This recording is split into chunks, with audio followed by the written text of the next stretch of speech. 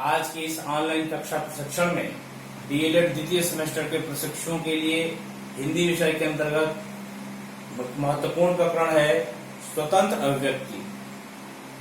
और उसमें भी जो अभिव्यक्ति है दो प्रकार की, मौखिक अभिव्यक्ति और लिखित अभिव्यक्ति। हम सभी जानते हैं कि जो भाषाई कौशल है उसमें सुनना, बोलना, पढ़ना, लिखना चार महत्वपूर्ण कौशल हैं, जिसमें दो जो है बोलना और लिखना ये अभिव्यक्तात्मक कौशल है, यानी अभिव्यक्त करने वाले कौशल है, स्किल है। तो कौन से लक्ष्य हैं, उद्देश्य हैं, तरीके हैं जिसके माध्यम से हम विद्यार्थियों के अंदर मौखिक और लिखित अभिव्यक्ति को प्रभावी रूप से विकसित कर सकते हैं। तो चलिए हम लोग आज देखते हैं, प्रयास करते हैं जानने का कि मौखिक अभिव्यक्ति के क्या उद्देश्य हैं, या मौखिक अभिव्यक्ति के कौन कौन से कौशल होंगे, कौन कौन से लर्निंग आउटकम होंगे जिन्हें हमें इसके शिक्षण में ध्यान रखना चाहिए। पहला है मनोभाव एवं पठित विषय वस्तु को प्रभावी रूप से अभिव्यक्त करना, अर्थात विद्यार्थी के अंदर अंतः मन में कौन सी बात चल रही है, कौन से विचार चल रहे हैं, और उसको अभिव्यक्त करने का पूरा अवसर देना, और साथ ही साथ पठित विषय वस्तु को प्रभावी रूप से व्यक्त करना। जो विषय वस्तु कंटेंट मटेरियल जो पढ़ रहा है विद्यार्थी, उसको भी अपने मनोवेगों के साथ जोड़कर, संवेगों के साथ जोड़ करके अभिव्यक्त कर पाए, बोल पाए, ये पहला उद्देश्य है। और ये तभी संभव है जब उसको अवसर देंगे बोलने का। दूसरा है प्रसंगानुसार भाषा का प्रयोग कर पाना। जैसा मौका हो, जैसा अवसर है या जैसा प्रसंग है, उसके अनुरूप विद्यार्थी अपनी भाषा को रख पाए, प्रयोग कर पाए, वैसी भाषा शैली का प्रयोग करे या वैसी भाषा का प्रयोग करे, ये महत्वपूर्ण होता है मौखिक अभिव्यक्ति में। और भाषा की जो मार्मिकता होती है, इसके बारे में अनेक ऋषि महर्षियों ने भी कहा है कि जब हम कुछ बोलें तो उसके पहले उसको सोचें। कबीरदास ने भी कहा है कि बोली एक अनमोल है, जो कोई बोले जानी, ये तराजू तौल के तब मुख बाहर आनी। यानी जब हम कुछ बोल रहे हैं तो उसको पहले मन में सोच लें। तो ये क्षमता हम बालक के अंदर विकसित करें कि वह पहले चिंतन कर पाए, तार्किक मनन कर पाए कि कौन से परिवेश में किस शब्द का चयन करना जरूरी है, कहाँ पे कौन सी बात बोलना जरूरी है। ये प्रसंगानुसार भाषा का प्रयोग करने के अंतर्गत आएगा। तीसरा है क्रमबद्ध, तार्किक और शुद्ध भाषा का प्रयोग कर पाना।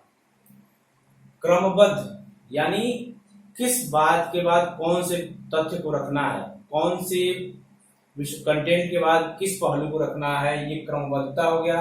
तार्किक चिंतन, वर्तमान समय में जब हम वैज्ञानिक समय में जी रहे हैं तो यहाँ पे तर्क प्रधान हमारी बात होनी चाहिए। कुतर्क प्रधान अगर होगी तो उसका कोई मतलब नहीं है भाषा में।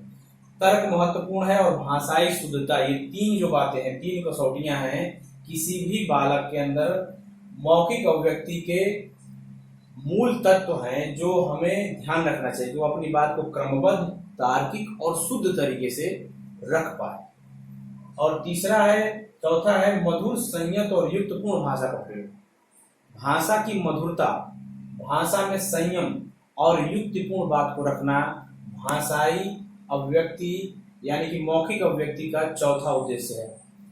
यानी जब हम बालक अपनी बात को कह रहा हो या रख रहा हो, मनोवेगों को अभिव्यक्त कर रहा हो, तो कहीं ऐसा ना हो कि वह मनोवेगों के प्रभाव में, आवेग में आकर के उसकी भाषा का जो मधुरता है वो खो जाए या विषय वस्तु से इतर हो जाए।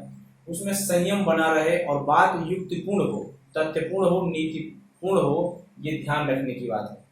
कुछ विधियां हैं, कुछ तरीके हैं जिनके माध्यम से हम इसको छात्रों के अंदर विकसित कर सकते हैं। चित्रों के माध्यम से कोई चित्र हम दिखाए और छात्रों से कहें कि अपने विचार इस पर प्रस्तुत करो, क्या आप इसके बारे में सोचते हैं। एक मनोवैज्ञानिक तरीका भी है। कहानी के माध्यम से कोई कहानी दे दी और उसको कहा कि आप इसको अपने शब्दों में बताइए, या इसके बाद कहानी में क्या होगा। कहानी में कुछ अमृत स्थान दे दी उसको भरने के लिए, अपने मन से शब्द सोच के रखो।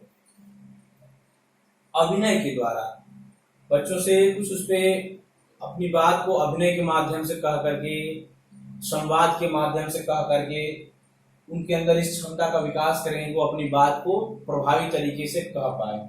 और चौथा है वाद विवाद, डिबेट, जिसमें छात्र किसी कंटेंट पर, किसी भी विषय वस्तु पर पक्ष विपक्ष दोनों तरीके से प्रभावी, तर्कपूर्ण और चिंतनपूर्ण तरीके से अपनी बात को रख पाए। ये क्षमता छात्रों में, विद्यार्थियों में विकसित करना मौखिक अभिव्यक्ति के उद्देश्यों में शामिल है। ये इसका लर्निंग आउटकम भी है, शिक्षण प्रतिफल भी है, जो हमें कक्ष में अध्ययन अध्यापन के दौरान ध्यान रखना चाहिए।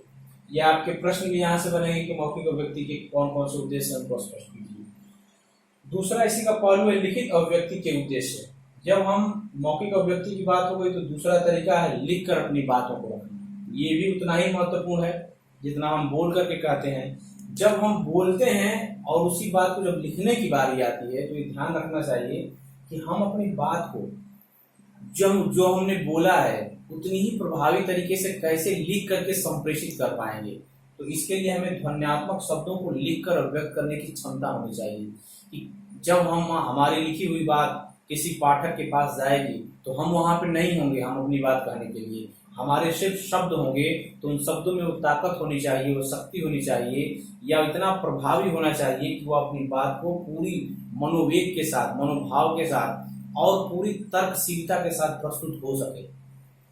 दूसरा है प्रसंगानुसार उचित शब्दों, मुहावरों, सूक्तियों, लोकोक्तियों का प्रभावी रूप से प्रयोग कर पाना। हमारी लिखित भाषा की जो ताकत है वो समासिक शैली होती है, शब्द होते हैं, मुहावरे होते हैं, लोकोक्तियां होती हैं, सूक्तियां होती हैं, शब्द होते हैं जिनके माध्यम से हम अपनी बात को जब कहते हैं तो ज्यादा प्रभावी हो जाती है।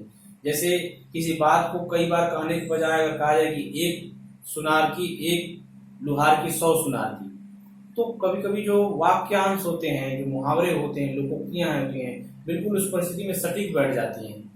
तो ऐसे शब्दों का चयन करना जो बात की प्रभावशीलता को बढ़ाए, उनको ध्यान रखना पड़ेगा। और ध्यान ये भी रखना होगा कहीं अतिशय भी ना हो जाए इसका। तीसरा है विषयानुकूल भाषा शैली और विचारों को तार्किक क्रम से अभिव्यक्त कर पाना। फिर वही बात जो है इसमें है उसी को लिख करके होगा कि जो विषयानुकूल, विषय के अनुकूल हमारी जो भाषा शैली है और जो विचार है उसमें तार्किकता होना जरूरी है, क्रमबद्धता होना जरूरी है और युक्तिपूर्ण होना जरूरी है, तब वो ज्यादा प्रभावशील होगी। और चौथा है मौलिक एवं सृजनात्मक लेखन अभिप्रेत करना।